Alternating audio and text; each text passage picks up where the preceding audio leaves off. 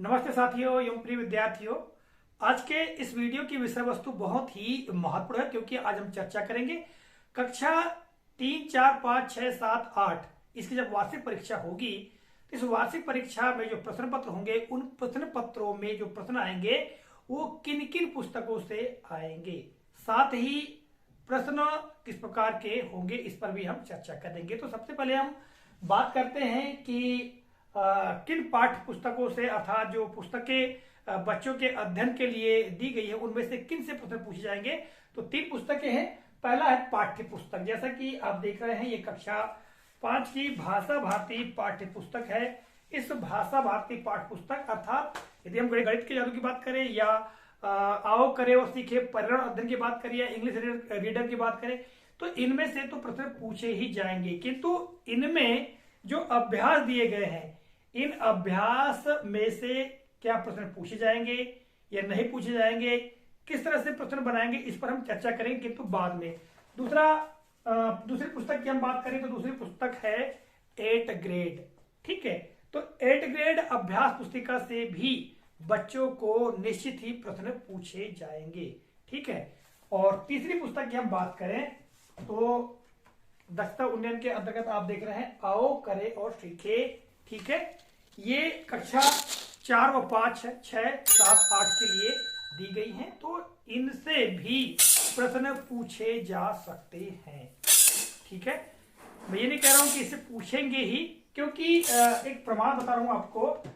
अर्धवार्षिक परीक्षा में कक्षा 4 के प्रश्न पत्र को हम देखें तो यहां पर आप देख रहे हैं ये कक्षा 4 का प्रश्न पत्र है और इस प्रश्न पत्र में कुछ प्रश्न आओ करे और सीखे अभ्यास पुस्तिका से पूछे गए। जैसे यहां पर आप देख रहे हैं बिल्ली छिपी बैठी थी, ये वैकल्पिक प्रश्न ये पूछा गया है।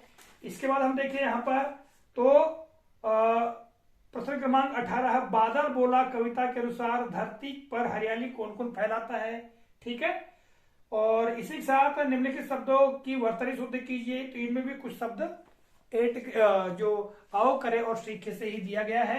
तो यहां पर यदि हम बात करें बादल बोला जो कविता है पृष्ठ क्रमांक 84 पर है, यहां पर देखिएगा ये, तो इससे प्रश्न पूछा गया है। तो हम ये कह सकते हैं कि आओ करे और सीखे अभ्यासिका से भी प्रश्न पूछे जा सकते हैं। तो अभी हमने चर्चा की कि किन किन पुस्तकों से बच्चों को प्रश्न पूछे जाएंगे। हम बात करते हैं पाठ्य पुस्तक की, तो पाठ्य पुस्तक से विशेष तौर से विद्यार्थियों को प्रश्न पूछे जाएंगे। अधिकतर जो प्रश्न है वो यहीं से आएंगे, किंतु जो अभ्यास दिया गया, जैसे उदाहरण के लिए यदि हम बात करें यहाँ पर पाठ 1 पुष्प की अभिलाषा की बात करें या किसी भी पाठ को ले ले, तो जो अभ्यास दिया गया है नीचे, तो इस अभ्यास में से कुछ ग्रामर अर्थात भाषा अध्ययन संबंधी जानकारी पूछी जा सकती है या कोई प्रश्न आ सकता है, किंतु अधिकांशतः जो प्रश्न है वो पाठ से बनाकर पूछे जा रहे हैं। इसका प्रमाण है अर्धवार्षिक परीक्षा के ये प्रश्न पत्र। ठीक है, तो विद्यार्थियों को कैसे अध्ययन करना चाहिए इस पर आप चर्चा कर लेते हैं। तो देखिएगा ये जो पाठ्य पुस्तक है इस पाठ्य पुस्तक के पाठों को भली भांति समझते हुए पढ़ लेना चाहिए। जैसे कि पाठ 1 में कविता दी गई है, देशभक्तिपूर्ण कविता है। पाठ 2 में बुद्धि का फल दिया गया है, मान लो, है ना। तो ये बुद्धि का जो फल एक कहानी है, तो इसको समझते हुए बच्चों को पढ़ लेना चाहिए, शिक्षक को पढ़ा देना चाहिए। यदि बच्चे बेहतर तरीके से पढ़ लेंगे तो प्रश्न किसी भी प्रकार से पूछा जाएगा वे आसानी से हल कर सकते हैं। जैसे यहां पर जो अभ्यास में प्रश्न दिए गए हैं, उदाहरण के लिए हम बता रहे हैं आपको, जैसे पाठ 2 बुद्धि का फल जो है इसमें प्रश्न कौन कौन से आए हुए हैं। यहां पर आप देखेंगे तो लंका के राजा का दूत अकबर के पास क्या लेने के लिए पहुंचा, अकबर बादशाह ने बीरबल को किस कार्य के लिए बुलाया, बीरबल ने बुद्धि का घड़ा कैसे तैयार किया, बादशाह अकबर को क्या उत्सुकता हुई, यदि बीरबल के स्थान पर आप होते तो क्या करते, सोचिए और लिखिए। ये प्रश्न दिए गए हैं। इसके अलावा प्रश्न बनाकर पूछे जा सकते हैं। कुछ प्रश्न 8 ग्रेड में दिए हुए हैं संबंधित।